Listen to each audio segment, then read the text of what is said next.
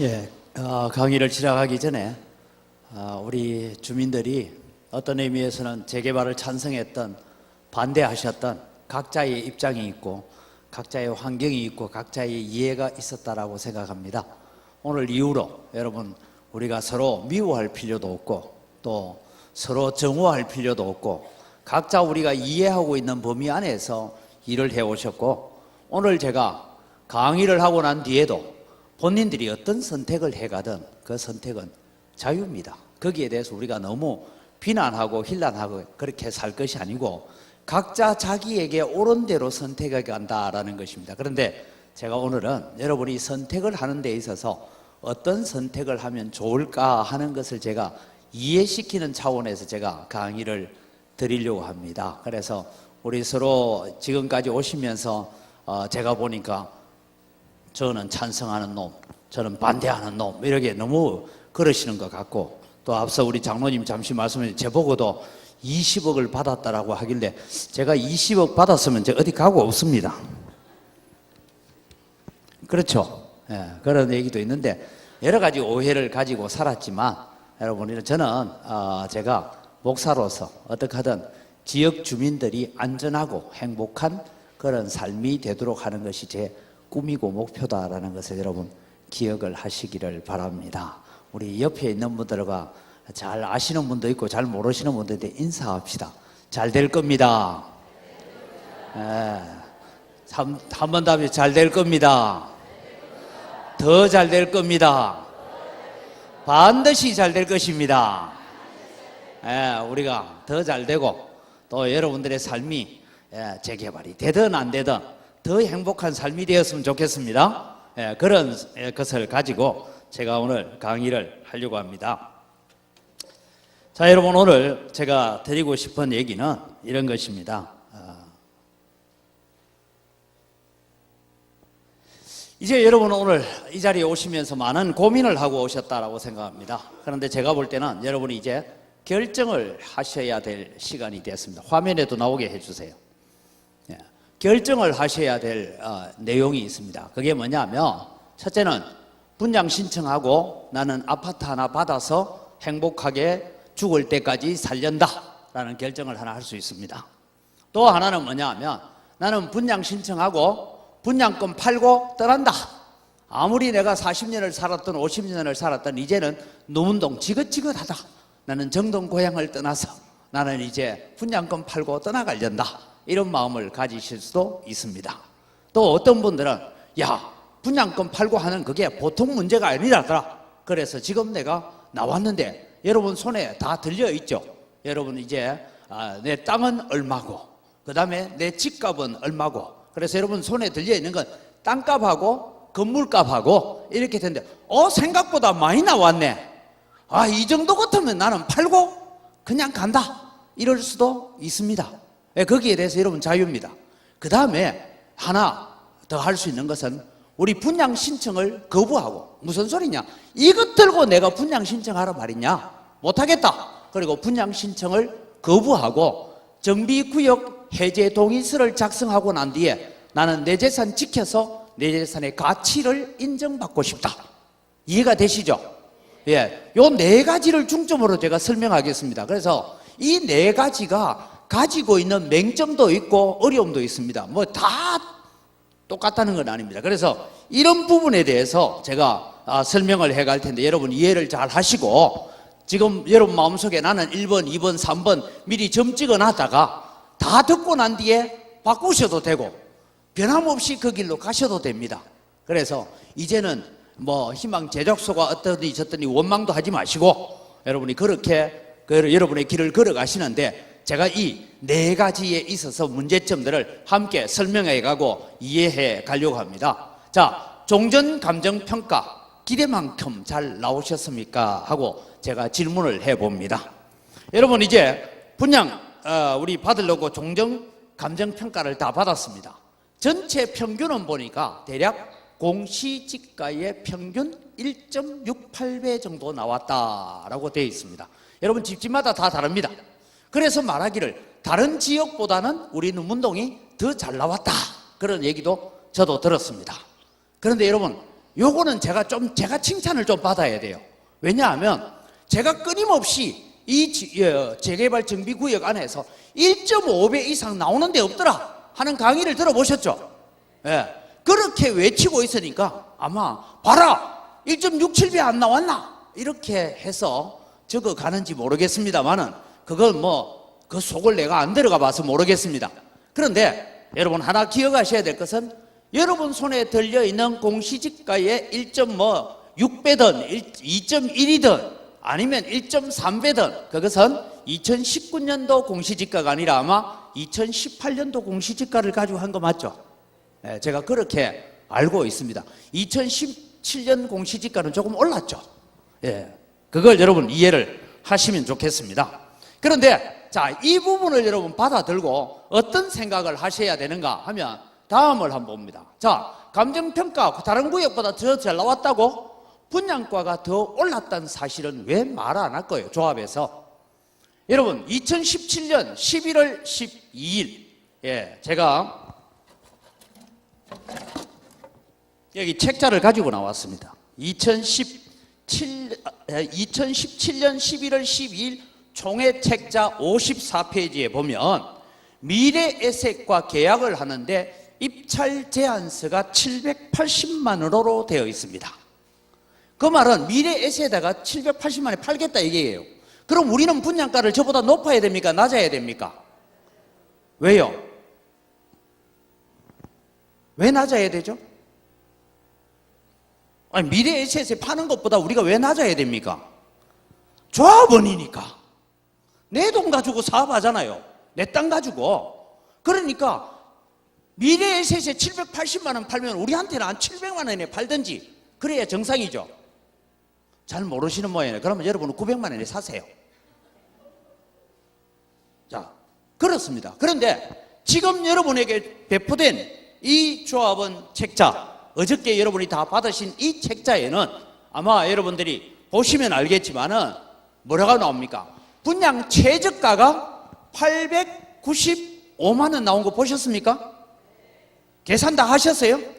예, 평당 29페이지에 보시면 책자 29페이지에 보시면 나오는데 여기에 이렇게 적어 놓으니까 이게 뭔지 몰라요, 여러분. 공급 면적 81.550 적어 놨길래 저는 81평짜리인 줄 알았더니 이거는 대략 3.3 나누어야 되죠. 그래 계산하면 그게 25평 정도 됩니다.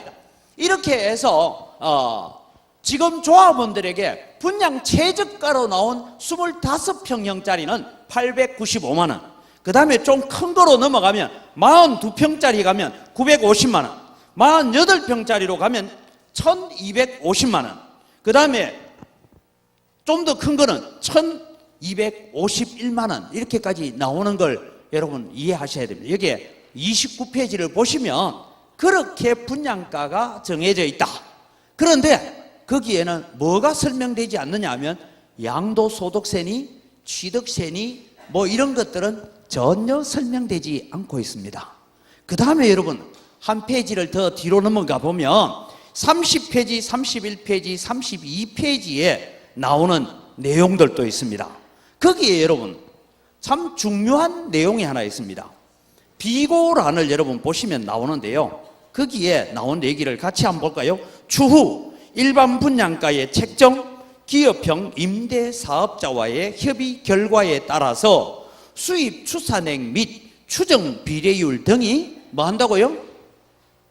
춤을 출 수도 있다, 변경될 수도 있다라고 적어놓은 이 내용들이 여러분 실제로 제가 만났던 많은 분들이 무슨 말인지를 몰라요. 다르게 표현하면 이래 생각하면 됩니다. 원래 적었기를 25평 지금 조합원에게 최저 분양가가 895만 원이라고 적혀 있는데 올라갈 수도 있고 내려갈 수도 있다. 그 얘기입니다. 자, 여러분 이제 공정한 평가를 했는가 하는 문제에 대해서 제가 생각합니다. 표준지 선정의 문제점이 해결되어야 됩니다.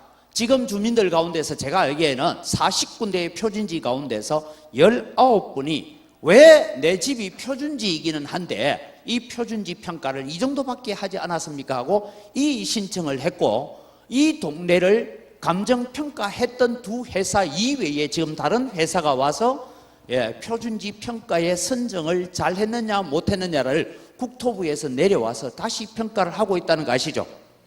그 정도만 알고 가시면 되겠습니다. 그 다음에 여러분, 조합은 120명 정도, 한 30%가 실지 평가를 받지 않았습니다. 왜 안 받았습니까? 태평양 때문에 안 받았어요. 태평양이 있기 때문에 여기는 뭔가 공정할 수 없겠다, 그래서 안 받았습니다.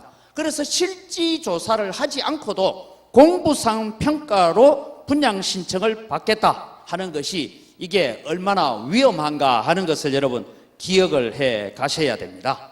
그 다음에 여러분, 종전평가가 나오자마자 왜 이리 쫓기듯이 서둘러서 종전평가서 먼저 보내고, 여러분 평가가, 여러분 땅값은 이 정도입니다, 여러분 건물값은 이 정도입니다 라고 보내고 난 다음에, 그 다음에 종후평가라는 것은 뭐냐 하면, 야, 내 집값이 왜 이래밖에 안 나왔냐, 옆집은 평당 500만 원 나왔는데 왜 내 집은 평당 400만 원밖에 안 나왔어, 금 하나 꺼놓고 있는데, 뭐 예를 들면 집을 서로 도로를 마주보고 있는데 왜 이렇게 차이가 나, 이런 문제를 가지고 이 신청을 하고 이런 일도 해야 되고, 그 다음에 여러분 이 건축 전체에 들어가는 비용이라든지 뭘 계산해서 종후평가를 받아야 됩니다. 그래서 최종적으로 내게 얼마가 주어질지에 대한 얘기도 정확하게 모르면서 분양 신청을 서둘러가는 이유가 뭘까? 그래서 여러분, 내가 받아야 될 보상가도 정확하게 모르고 지금 우리 분양 신청을 해야 됩니다. 그게 29페이지 비고란, 30페이지, 32페이지 비고란에 적혀 있는 얘기가 뭐라고요? 이후에 이런 조건에 따라서 이렇게 변경될 수도 있습니다 라고 되어 있습니다. 여러분 30페이지 밑에요, 위에 있는 내용을 여러분 우리는 자꾸만 어디 보면, 내 땅은 나는 지금 40평짜리 들어가고 싶은데 42평 들어가려고 하면 내가 추가 분담금을 얼마나 내야 할까, 계략적인 분담금을 얼마나 내야 될까, 여기 1억 5천을 상대로 해서 평가를 해놨습니다. 근데 그 밑에 있는 거를 보면요, 관리처분 계획 수립 통지 시 보다 정확한 분담금 추산액을 알려드릴 예정입니다. 그러니까 정확하게 안다 모른다? 모른다 이 말입니다. 그런 얘기가 있습니다. 그래서 왜 조합장은 이렇게 서둘러서 이 일을 종전평가서 보내면서 분양평가를 같이 해라, 분양 신청을 같이 해라 이래 보내고, 분양 신청은 여러분 종전평가서 보내고 한 달 있다 해도 되죠. 2달 있다 해도 돼요. 근데 왜 이래 서둘까? 제가 볼 때는 이런 것 같습니다.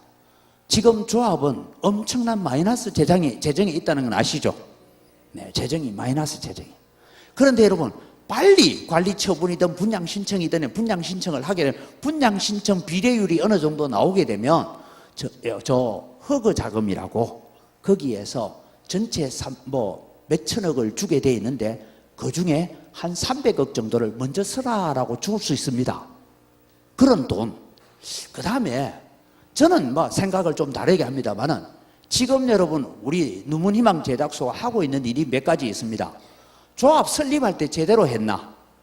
여러분 조합 설립, 지금 우리가 찾은 것은 조합 설립이 75%가 돼야 되는데 지금 문제되는 것 한 석 장만 더 찾으면, 지금 8장 찾아놨습니다.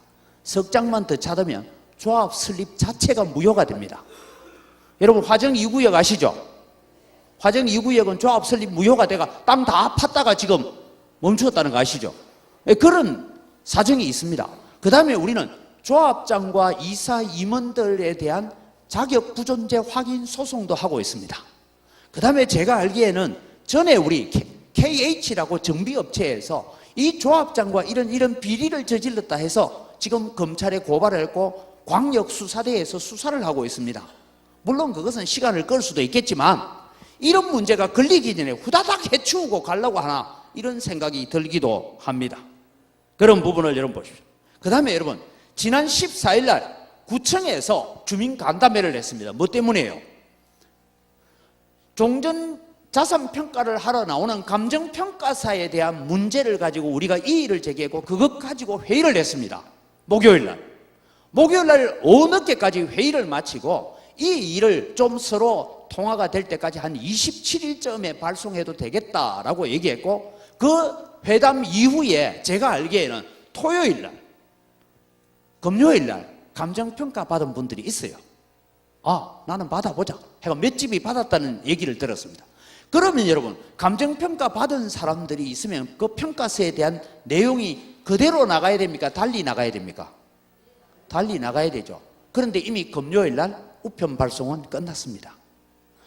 구청이나 시청에서 한 주간을 넘겨서 27일쯤 보내도 되죠. 왜냐하면 30일까지 오면 되니까.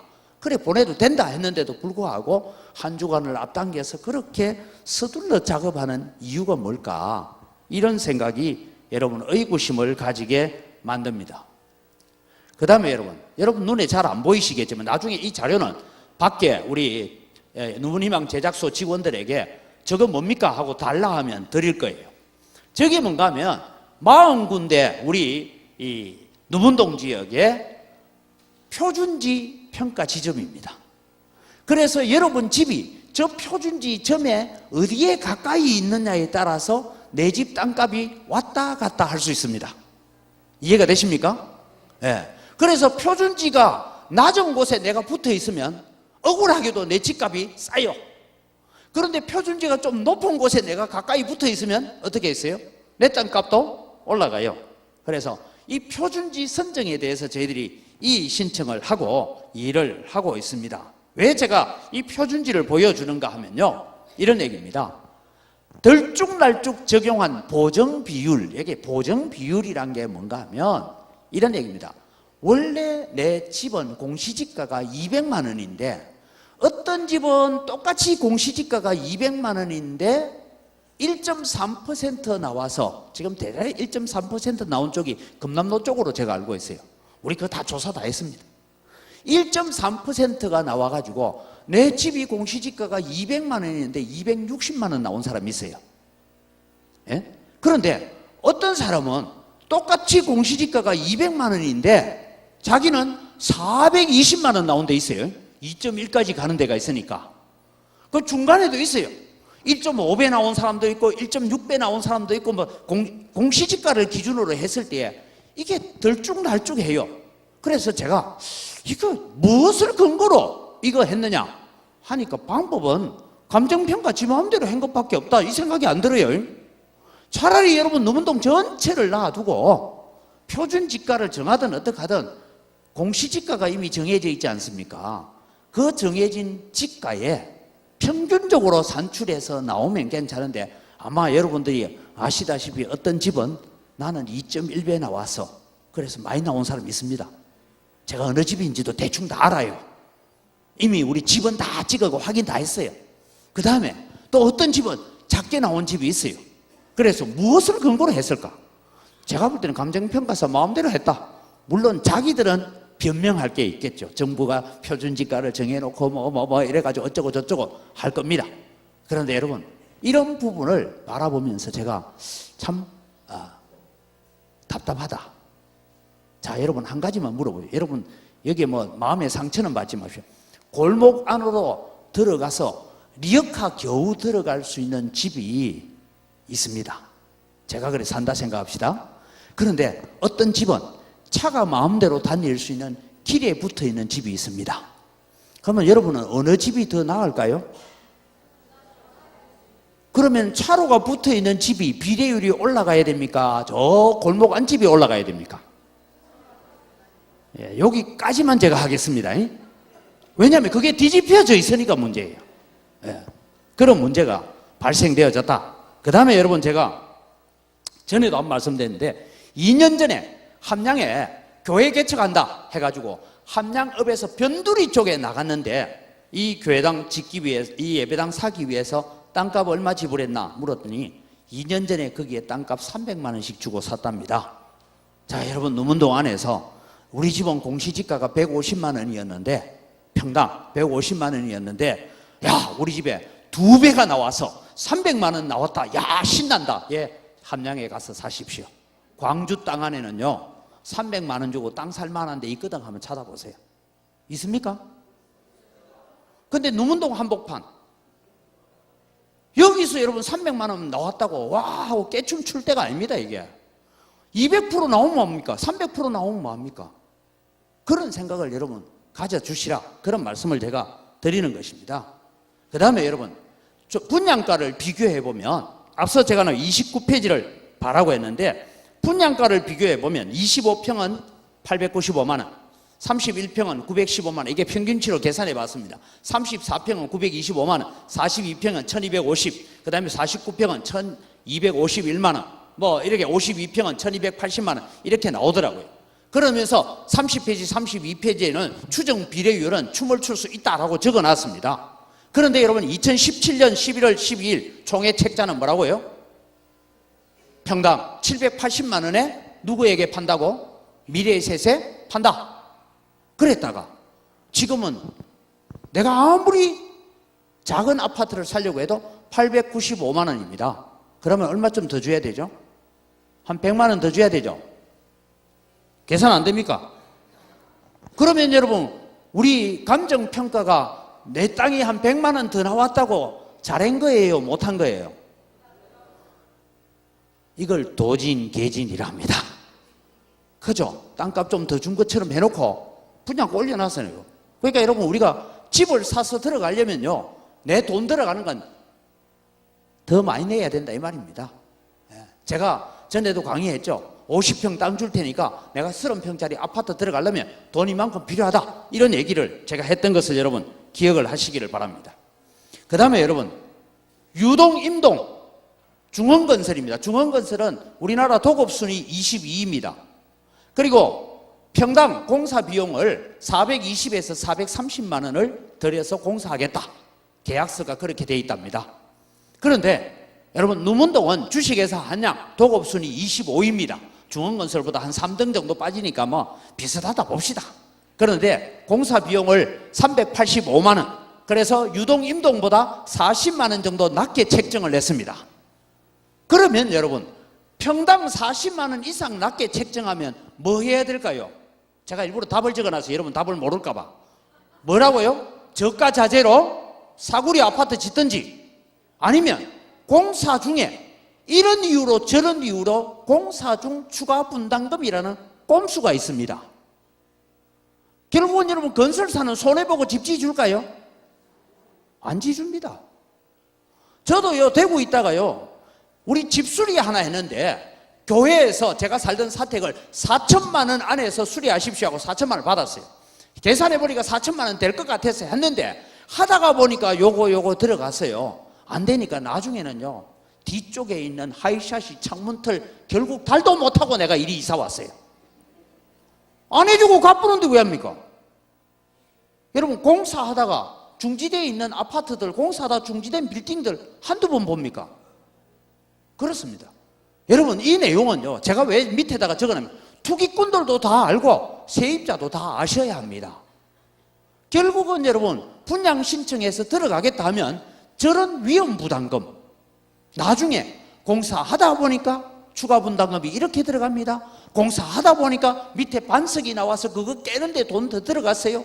공사하다 보니까 여기는 물바다가 돼가지고 거기에 여러분 콘크리트 이런 거 막 박아 였는 거 아시죠? 그거 박아 였는데 돈 더 들어갔습니다. 공사하다 보니까 금융비용 더 들어갔습니다. 이런저런 이유를 들어서 결국은 공사 중 추가 분담금이 주어질 수밖에 없다라는 것을 여러분 이해하셔야 됩니다.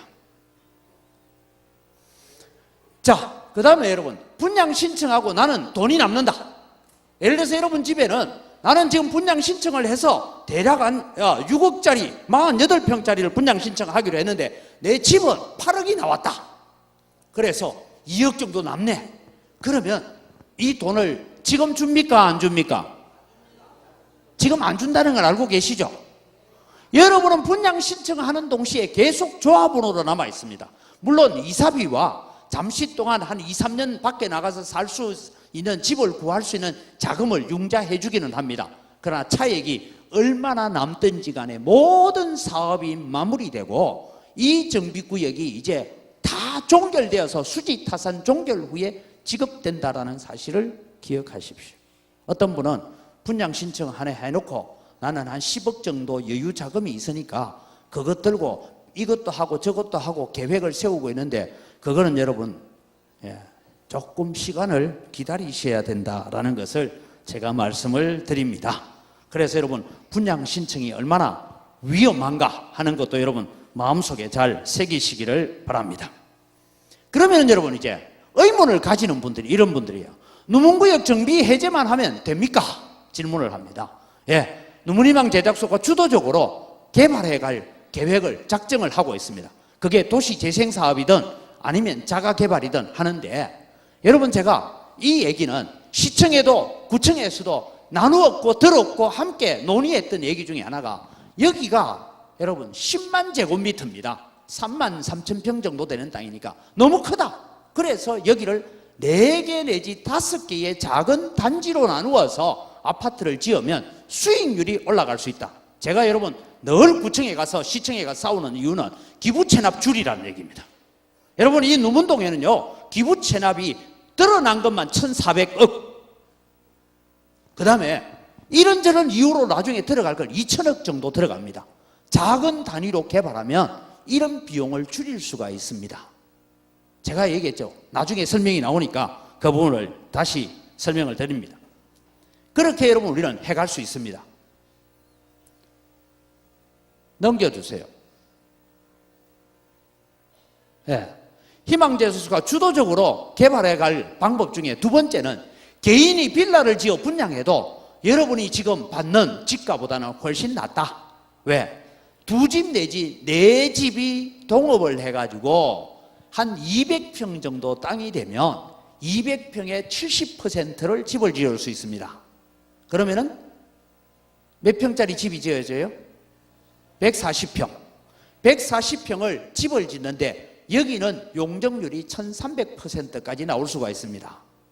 그럼 여러분 위로 한 7층까지 빌라를 지었다 칩시다. 근데 지금은 빌라를 5층까지밖에 허락을 안 한다면서요. 그거는 빌딩이고, 아니 사람 사는 집의 빌라는 그렇고 이게 복합 상가처럼 올라가는 10층이고 주상복합은 10층이고 집으로만 지을 때 5층이고 저도 그래 좀 알아봤어요.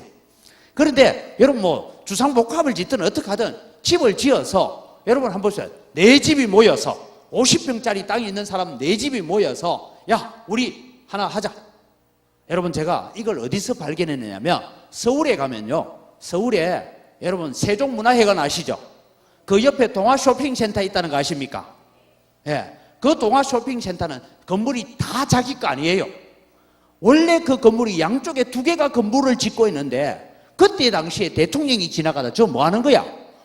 여기는 동아쇼핑센터고 여기는 감리교 본부를 짓는답니다. 왜 저래 지어?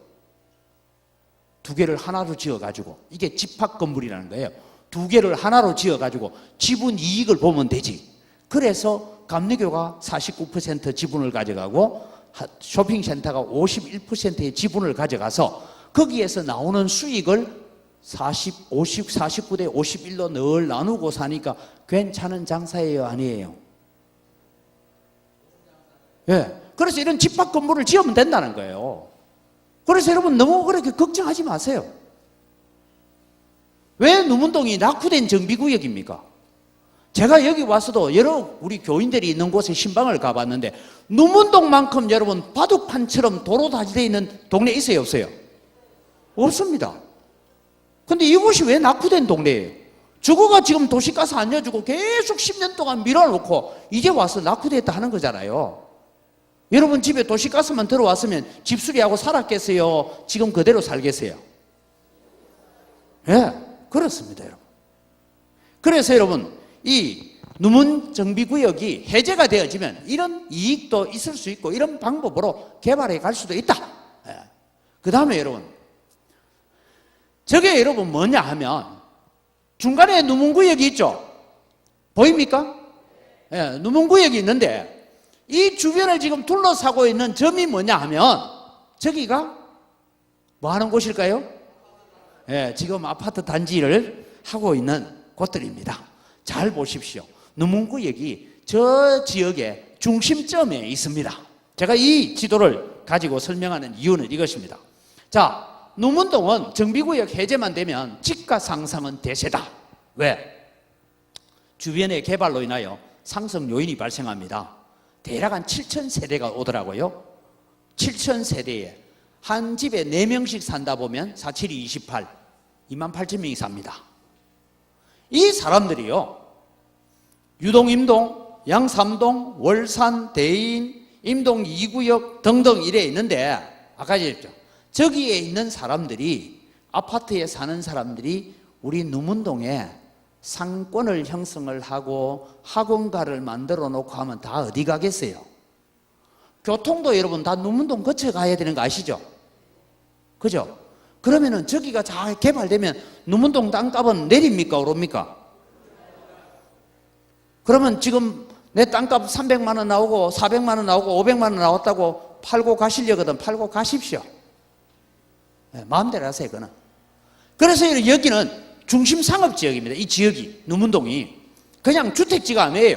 중심상업지역이니까 여기는 비례율을 했을 때에 우리 여러분 누문동이 지금 뭐 450.26%인가 지금 용적률 받아놨는데 실제로 정부에서 1300%까지 줄 수 있는 땅입니다. 물론 그런다고 1300까지 주지는 않습니다.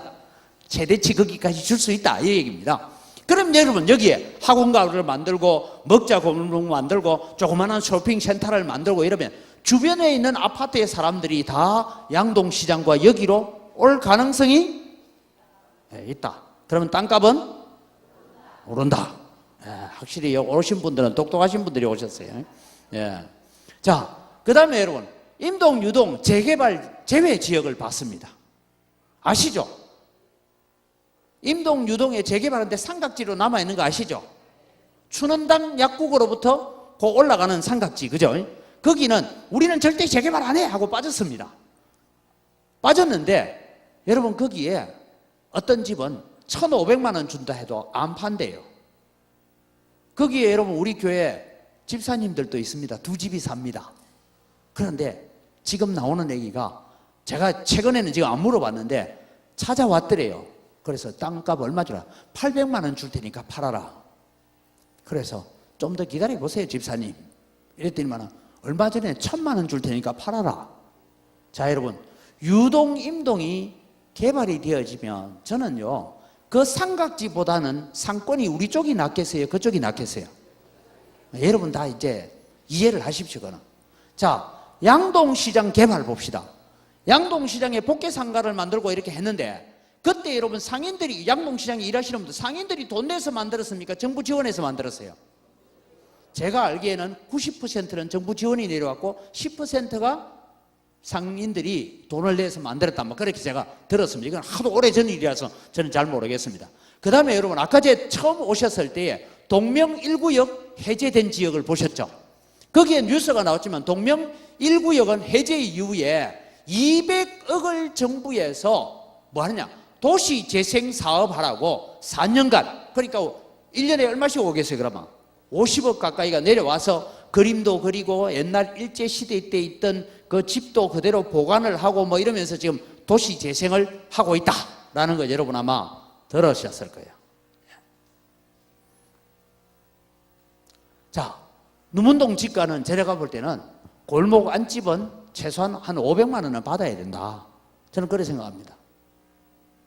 나중에 제가 여러분 누문희망 제작소가 사업할 때 골목 안집에 있으면서 1,000만 원 내놔놓고 알박기는 하지 마세요. 우리가 도와서 이 지역을 좀 만들고 아름답게 만들어가고 아파트 단지도 몇 개 짓고 빌라도 몇 개 짓고 이렇게 좀 상가도 짓고 이래야 하려고 계획하고 있는데 여러분 생각에 나중에는 야 진짜 잘 됐다 이제 알박기 하자 이러지 마세요. 그래도 지원에 나온 여러분 손에 들은 공시지가에서 몇 퍼센트 나온 것에다가 평당 한 100만 원, 한 150만 원 올려주고 고맙습니다. 이래야 되지. 50평 땅에 평당 100만 원 올라가면 얼마예요? 계산이 안 됩니까? 그 5천만 원 더 벌면 되지 그래. 알박기 해가지고 나는 막 평당 1,000만 원 안 주면 안 한다 이러고 있으면 그거 다 싹 타내보고 내가 공사할 겁니다.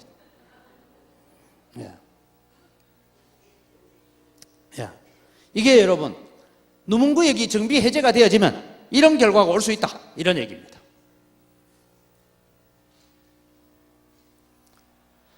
자 우리는 좀 이제 미래 에셋하고 제가 계산을 해봐요.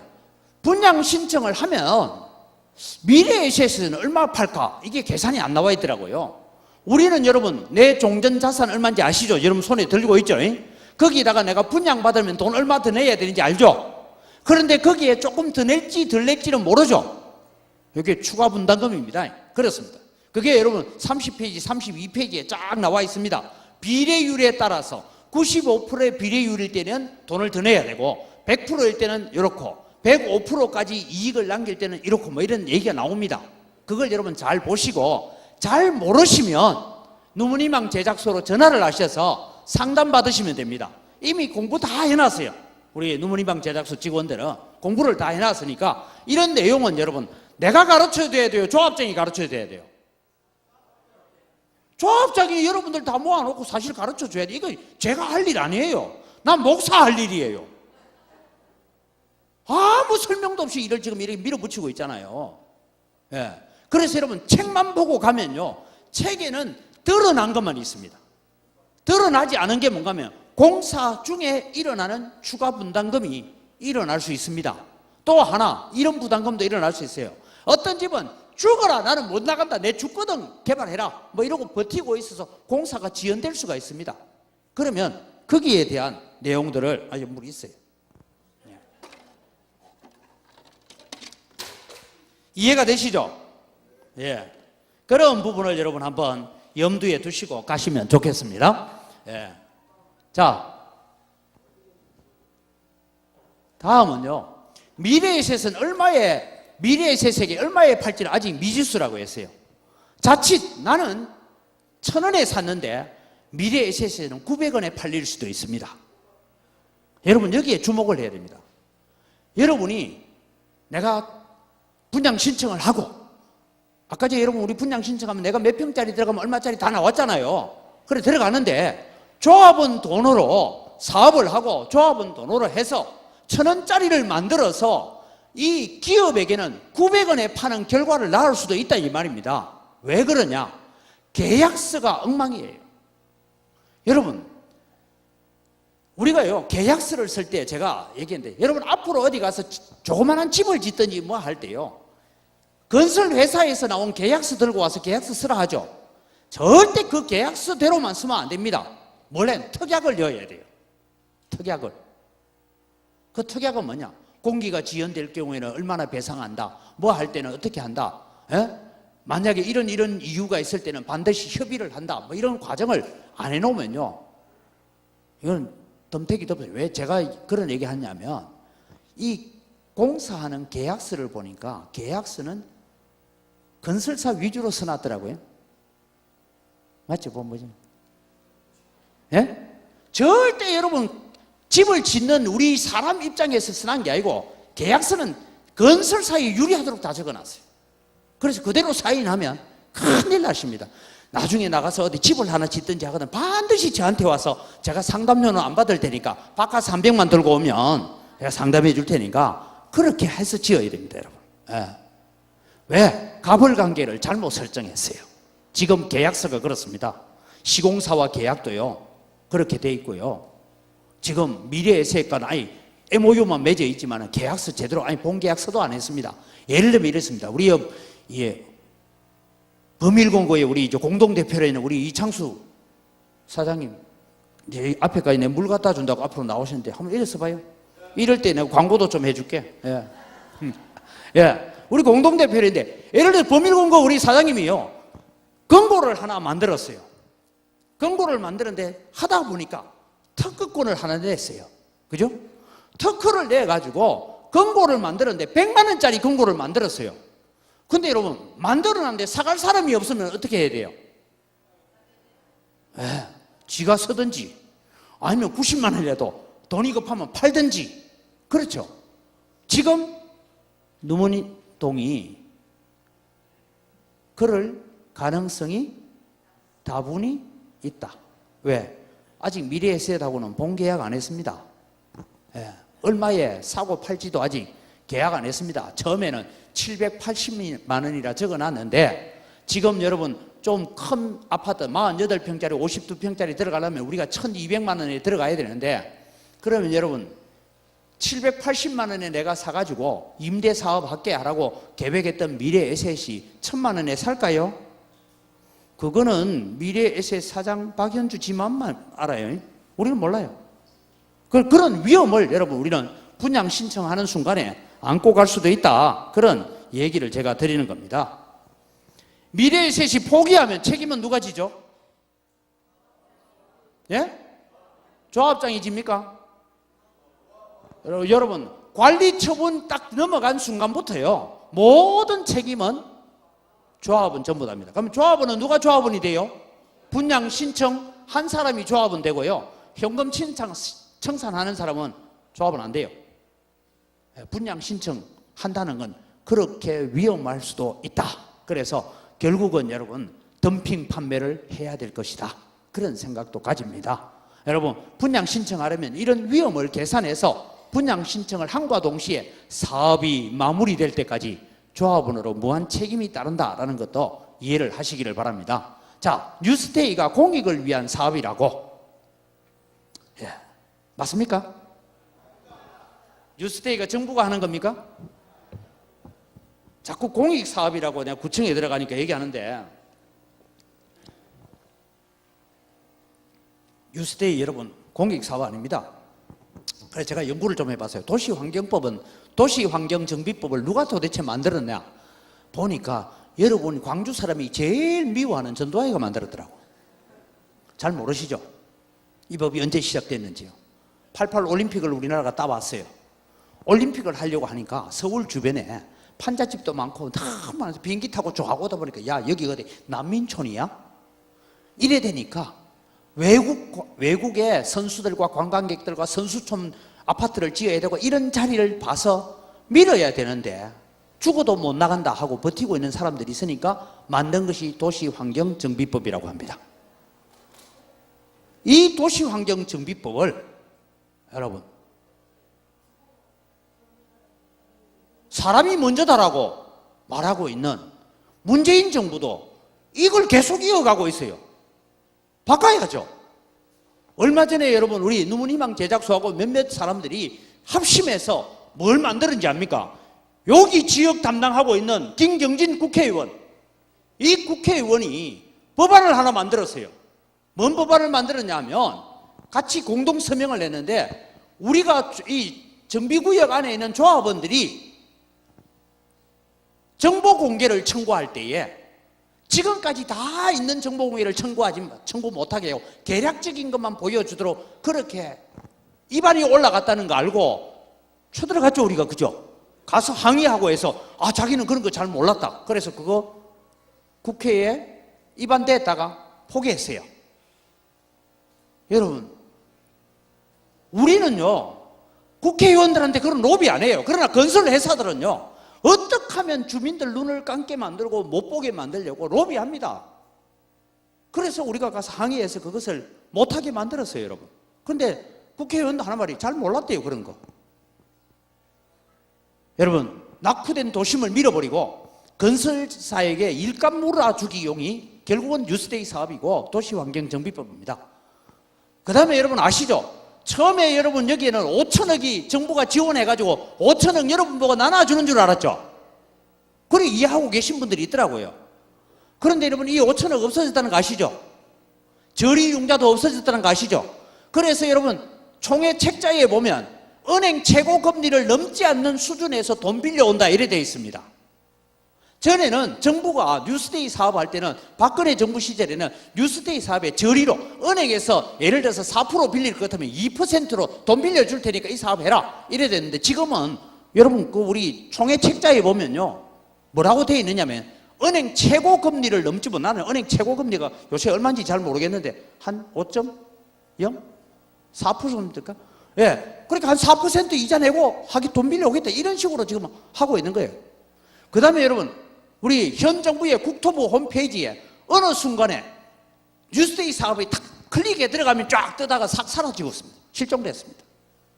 이건 여러분 뉴스데이 사업은 제가 볼 때 아까 전에 여러분 뉴스데이 사업을 일찍 오신 분들 보셨지만 뉴스데이 사업은 정부가 건설회사와 임대업자 돈 벌어 먹으라고 손잡고 하는 강도질입니다. 이거 명예훼손 되거든. 문재인 대통령 저를 고소하라 하세요. 내가 한판 붙었고 싶어요. 이거는 국토부 장관 저를 고발하세요. 이런 일입니다, 이게. 자, 그 다음 문제는 여러분이 제일 관심 가지는 얘기입니다. 프리미엄 1억이나 붙는다. 이런 얘기 들으셨죠? 여기 분양받으면 프리미엄 붙는다. 자, 프리미엄이란 절대 생각하지 마십시오. 왜냐하면 이 프리미엄이란 것은 복불복입니다. 로또 당첨만큼이나 어려울 수도 있습니다. 현재 여러분 전국적으로 아파트 값이 점점 하락세로 가고 있다는 거 아시죠? 예.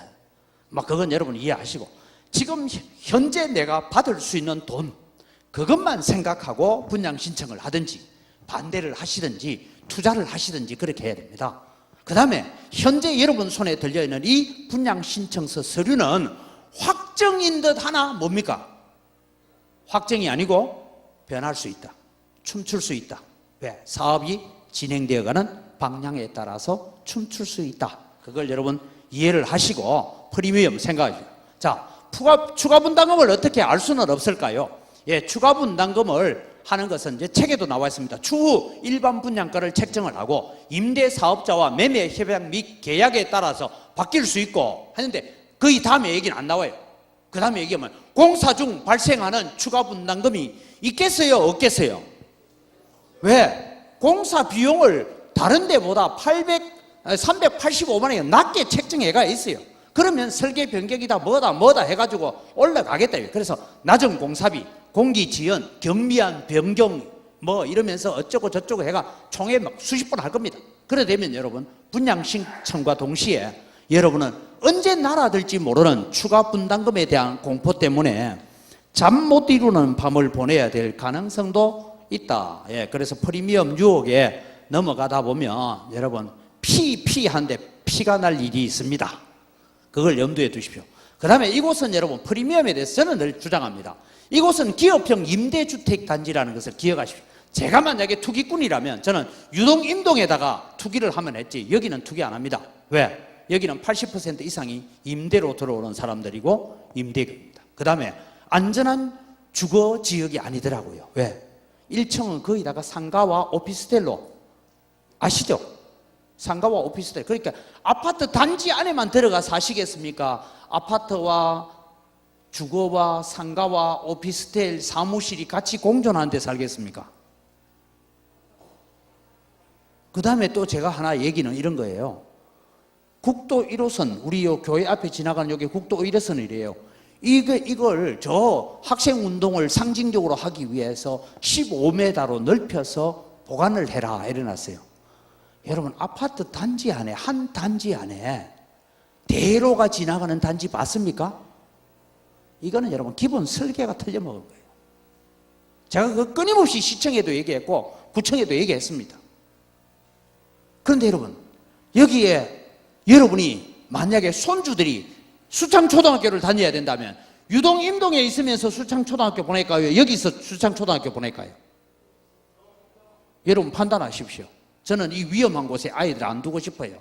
왜냐하면 내려오면 상가에는요 당구장도 있을 것이고 치킨집도 있을 것이고 노래방도 있을 것이고 온갖 것 다 들었을 거 아닙니까? 그런데 아파트 전용 단지는 뭐가 있습니까? 딱 상가만 있죠. 그 상가 전용만 되게 되어 있습니다. 그런데 여기는 그렇지 않다, 설계가.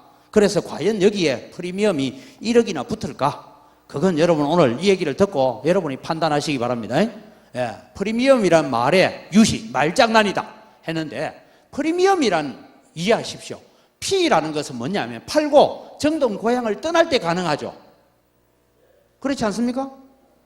내가 여기 살고 있는 동안에는 P가 아무리 붙으면 뭐합니까? 모르겠어요? 아니 생각해 보세요. 내가 지금 내 집값을 다 팔으니까 2억이래요. 그래서 내가 돈 좀 여유가 있어서 돈 좀 은행 융자도 내고 해서 6억짜리 아파트에 들어갔어요. 그래서 1억 5천을 내가 빌렸어요.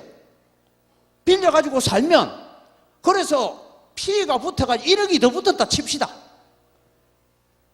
팔고 갈 때 1억이 더 붙는 거지. 그렇지 않습니까? 그 정동 고향 떠나라 이 말이에요. 그래서 팔고 떠나기까지는 분양 부담금 추가 부담금으로 이루어진 금융이자와 원금 상환으로 허리가 휠 것이다. 여기 살고 있으려면. 자, 보십시오. 금융비용을 환산해 봤어요. 제가 한 1억 5천을 융자를 해가지고 내 가진 재산보다 한 1억 5천 더 융자를 내서 들어가 보니까요, 30년 동안 1억 5천에 대한 계산을 해보니까, 이건 제가 계산한 게 우리 팀이 계산했는데 월 한 100만 원 들어간대요. 이자 비용하고 원금 상환이. 여러분, 이 중에 월 100만 원씩 내고 은행 이자 내고 원금 상환해 가면서 한 40평짜리 아파트 살 수 있는 분 손 들어 보세요. 내 그 옆집에 가서 좀 살게. 여러분, 멀쩡한 내 땅, 내 집 뺏기고 세입자로 가야 되는 것입니다. 이게 뉴스데이 사업입니다. 결국은 돈 없으면 뭐라고요? 나가라. 돈 없는 것들이 왜 아파트 살려고 해? 이 얘기나 똑같습니다. 그걸 여러분 명심하십시오. 그래서 여러분, 프리미엄 자꾸 하는데 그 말에 여러분 너무 속지 마십시오. 프리미엄은요, 내가 팔았을 때, 내가 이 동네를 떠날 때, 그때 있는 것이고, 내가 여기 살겠다고 작정하면요, 지금 여러분 비록 여러분 현재 집에는 도시가스가 안 들어오고 집이 좀 낙후되고 해도 금융비용 안 내고 살고 있죠. 그죠? 이자 안 내고 살잖아요.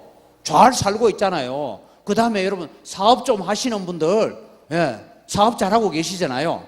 인사 안 하면 하죠. 오늘 여러분 들어오면서 물하고 이 과자하고 이거는 우리 지리산 한의원의 우리 김종원 사장님이 내셨는데, 사장님 한번 일어나서 인사 한번. 그래도 한번 일어섰어요. 박수로 한번 환영해 주십시오. 감사합니다. 제가 지리산 한의원에 가봤어요. 저기 가보니까요, 한 40평짜리, 35평짜리 아파트 들어가도 돈 한 몇 억 더 있어야 되죠. 지금 장사 잘하고 있죠. 돈 많이 벌죠. 뭐 옛날만큼 못 벌어도 그래도 벌잖아. 내 먹고 사는 거 이상 없잖아. 그죠? 그래 살고 있는데 어느 날 갑자기 재개발한다 해가 들어갔더니만 금융비용 내야 하고 이자 내야 되고 이렇게 살아가야 되는데, 이것이 여러분 P라는 것이 가지는 말장난이다. 기억하십시오. 자, 왜 이렇게 많은 기부채납? 자, 이건 늘 했던 얘기에 간단하게 넘어갑니다. 다른 정비구역에 비해서 우리 지역이 여러분 27.1%의 기부채납 비율입니다. 보통 평균적으로 계산을 해보니까 대략 한 15%예요. 어떤 동네는 8% 기부채납도 있습니다. 근데 우리 동네는 기부채납이 그렇게 많습니다. 왜 많을까? 금남로 1차선 확장해라. 왜 확장해야 되냐 물었더니만은, 오다가 여기 아파트 단지가 많으니까 차가 지금 있는 데서 이렇게 들어오려면 주행에 방해가 되니까 한 차선을 늘려서 해야 돼요. 그래서 제가 시청 가서 무슨 얘기했냐면, 이 차선이 옛날 전남도청까지 5.18 광장까지 한 차선이 다 나가는 것 같으면 확장해라. 맞죠? 여기만 오다가 이렇게 확장이니까 이건 뭔 필요 있습니까? 아무 필요 없는 거잖아요. 왜 그래 해야 돼요? 그 다음에 여러분, 국도 1호선 15m로 넓히라. 요 도로. 왜 넓혀야 되느냐, 이렇게. 어느 정신나간, 이 사람도 내를 고소하라 하세요. 어느 정신나간 심의위원 중에 한 사람이 우연한 자리에서 앉아서 심의위원 얘기하다가 말 한마디 했대요. 학생운동하는 그 지역을 상징적으로 살리려면 금남로 이 1차선을 살리는 게 좋겠다. 그 말에 한마디에 뭐가 바뀌었대요. 이건 시청 직원이 한 얘기예요. 미쳐도 한참 미친 거예요, 이거는 진짜. 여러분, 제가 다시 말합니다. 이 국도 1호선이요, 밑으로 쭉 가서 시로대 받아가지고 가면 어디로 가야 돼요? 충장로로 들어가야 되죠. 충장로로 들어가서 계속 길이 있으면 15m 아니라 20m라도 넓혀야죠. 그 다음에 이것이 위로 올라가가지고 어디로 갑니까? 요 아시아극장 앞에 길로 가잖아요. 올라가서 길이 4차선대가 넘어갑니까? 못 넘어갑니까? 넘어가려니까 춘원당 약국이 기다리고 있잖아요. 못 가잖아요. 왜 이 도로를 만들어야 되느냐? 제가 그렇게 항의했어요. 이런 비용이 여러분 우리에게 1,400억을 공원 부지는 여러분, 아파트 단지는 보통 공원이 어디에 들어가 있어요? 중안에 있죠. 우리는 공원이 저 일곱 밑에 있죠. 제가 볼 때는 일고를 위해서 공원을 만드는 건지 광주 시민을 위해서 만드는 건지 잘 모르겠습니다. 그 다음에 학교 분담금, 수창초등학교와 광주 일고를 향해서 대략 130억이라는 학교 부담금이 있습니다. 이거 주민들한테 돌려주라. 왜? 저는요, 우리 아이들이 이제 대학 다 다녀요. 막내가 대학 다니고 둘은 대학 졸업했어요. 여 중에 초등학교 다니는 아이 있는 분 손 들어보세요. 손주 말고 내 자식 중에. 여러분 이미 다 공부시켰잖아요. 어렵게 허리 휘도록 내가 돈 벌어서 공부 다 시켰는데 수창초등학교 광주 1고를 해야 되면 누가 해야 되겠어요? 입주해 들어오는 사람 보고 돈 내라 해야지. 왜 우리 돈 빼앗아 갑니까? 이런 얘기입니다. 그 다음에 여러분 공원 밑에 지하 공용 주차장 만든대요. 그래서 이 지하 공용 주차장은 누가 관리하냐? 물었더니요, 구청이 관리할 거래요. 그러면 구청이 지하 공용 주차장 만드는데 돈 10원 내놨어요? 도장 찍어주는 조건으로 만든 거예요. 도둑놈들이지. 기부채납으로 빼앗기는 재산을 찾아야 합니다. 그래서 여러분 정부 소유지를 원래는 매입해가지고 사업성을 높이도록 가야 되는데 정부 소유지 나가두고 우리가 더 땅을 내놓는 거로 지금 사업을 해가고 있는 이런 멍청한 사업을 하고 있습니다. 그래서 여러분 작은 단위로 묶어서 개발하면 안 됩니까? 저는 이게 최고의 답이다. 왜냐하면 이것은 경실련이다 여러 시민단체에 물어봤을 때 시민단체들이 하는 얘기가 이 누문동을 4개 내지 5개 단위로 묶어서 개발하는 것이 최고의 답입니다. 그렇게 얘기했어요. 만약에 저것이 안 돼서 정비구역 해제가 되어지면 우리는 어떻게 합니까? 4집 5집이 공동 소유로 해서 집합 건물을 지어서 그렇게 살아가도 된다. 그것이 여러분 우리가 바라봐야 됩니다. 자, 여러분 이제 말로 하는 약속 절대 믿지 마시오. 앞으로 조금 있으면 또 OS 여자들 돌아다닐 겁니다. 참 말 잘하죠. 만나보신 분들. 서울 말씨잖아요.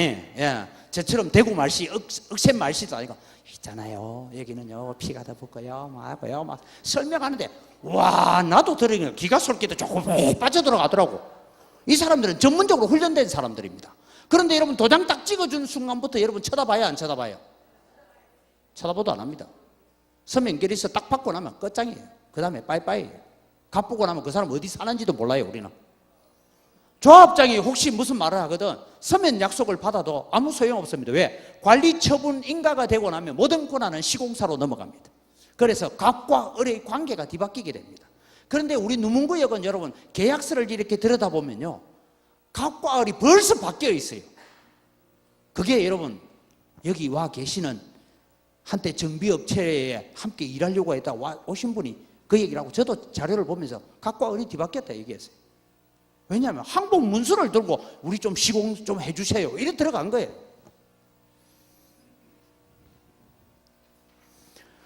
약속은 여러분 누구하고 하느냐 하면 시공사하고 정비업체하고 하는데 꼭 여러분 분양받아서 하고 싶은 뭐 추가 분담금이 없다든지 뭐 한다든지 이런 약속을 꼭 하고 싶거든. 어떻게 하느냐 하면 공사 지연시키면 너가 해라 뭐 이런데 여러분 약속은 시공사하고 정비업체로부터 하는데 반드시 공정 서류로 받아요. 법원에 공정을 받아야 돼요. 공정 받아놓으면 뭐합니까?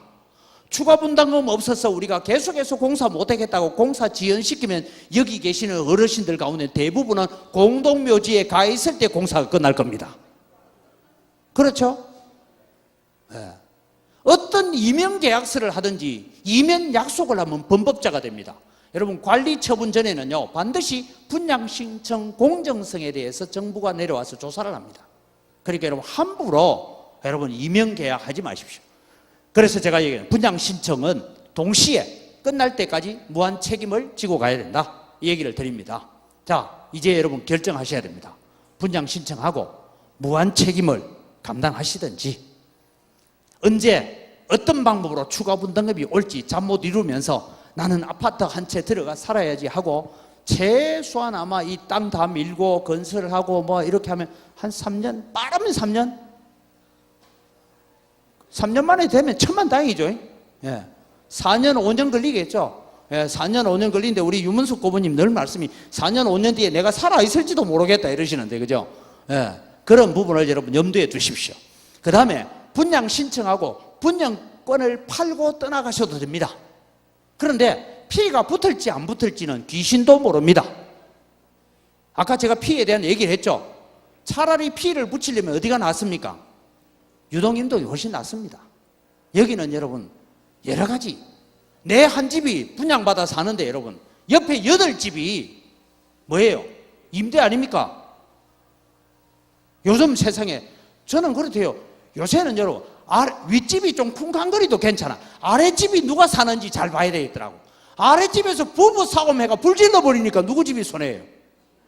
우집이 죽을 지경이라, 그죠? 이런 일이 요즘 여러분 많이 나오잖아요. 밑에서 둘이서 술 먹고 부부 싸움하다가 막 불질러 버려서 그러니까 위에 집이 타버린 거예요. 여러분 정신 차리고 살아야 됩니다. 잘 때도 늘 정신 차리고 자야 돼요. 그래서 저는 아파트 굉장히 싫어해요. 저는 다음에 가도 아파트 안 들어가 삽니다. 저는 왜냐하면 이때까지 단독주택만 살았어요. 여기 와서 5층짜리 살고 있습니다. 4층에 사는 분은 전혀 걱정 안 해도 되는 사람이 살고 있기 때문에 안심하고 자고 있습니다. 저는. 자, 네 번째는 지금 받은 여러분이 가지고 현금 청산, 아이고 막 손해 보든지 말든지 나는 모르겠다 하고 현금 청산 받고 나는 야 간다. 잘 있거라 나는 간다 이러고 가시면 됩니다. 이게 세 번째 방법이에요. 그 다음에 마지막으로는 야 안 되겠다. 여러분 누문희망 제작소 지금까지 뭘 싸우고 했는데 정비구역 해제 동의서를 작성하고 내 재산 발행 가치를 인정받고 살고 싶다. 그래서 그렇게 살고 내 재산 인정받고 그렇게 아름다운 동네로 계속 살아갈 것인지 이것은 여러분이 결정하셔야 됩니다. 그래서 제가 의문 나는 분들을 위해서 다시 간단하게 합니다. 누문구역 정비 해제되면 4, 5개 작은 구역으로 나눠서 개발할 예정이다. 충분한 가치가 있습니다. 그 다음에 여러분 집합 건물로 지어서 빌라 지어 분양하도록 유도해도 우리에게 가치가 있습니다. 그 다음에 여러분 아까 양동시장 동명동 해제 이후에 이런 일이 있었다. 저 지도를 보시면 누문구역을 중심으로 주변이 쫙 개발되고 있으니까 나중에 나는 지금은 조금 사는 게 힘들어도 내 땅값 받고 팔면 지금 여러분에게 오는 종전자산 평가보다는 더 받고 팔겠죠? 한 1년만 고생하면 안 그렇겠습니까? 그렇게 정비구역 해제시키면 됩니다. 그 다음에 여러분 누문동 지가 상승은 대세다. 아까 제가 말씀드렸죠. 주변 개발되어지고 여기를 학원과 먹자 골목 뭐 이런 상권 형성 반드시 됩니다. 그 다음에 여러분 골목 안집도 제가 볼 때 골목 안집이 와 우리는 2.1% 나왔다가 2.1% 나와가지고 대단히 많이 나온 줄 알았더니 300만 원 들고 2.1% 나왔다고 깨춤을 추고 있어요. 그러면 안 됩니다, 여러분. 최소한 저는 한 500만 원 홀가할 것이다. 왜? 유동, 임동에 개발해서 제외된 지역은 이미 500에서 팔린 집들 아시죠? 아시죠? 다 들여다보면 다 나옵니다. 그 다음에 지금 어떤 조금 넓은 집들은 1,500만 원을 호가하고 있다. 그걸 여러분 제가 말씀드리고요. 이제 여러분 정비구역 해제 동의서 작성하고 내 재산의 발행 가치를 인정받고 제대로 지킵시다 하는 얘기를 제가 하나 하고 싶고 그 다음에 누문희망 제작소는 여러분 정비구역 해제되는 곳에서 끝나지 않습니다. 우리가 누문희망 제작소 팀들은요, 우리 누문희망 제작소에 건설회사 다니는 사람도 있고 건설회사 대표도 있고 뭐 여러 종류의 사람들이 있는데 여러분 누문동 주민들 지금 현재 여기 살고 계시는 누문동 주민들이 행복한 삶이 보장되는 그때까지 최선을 다해서 여러분을 도우면서 함께 할 겁니다. 제가요 한 가지만 말씀드려요. 제가 여기서 목사 임기제입니다. 얼마 남았느냐? 정확하게 12년 하고 9개월 남았습니다. 감사합니다.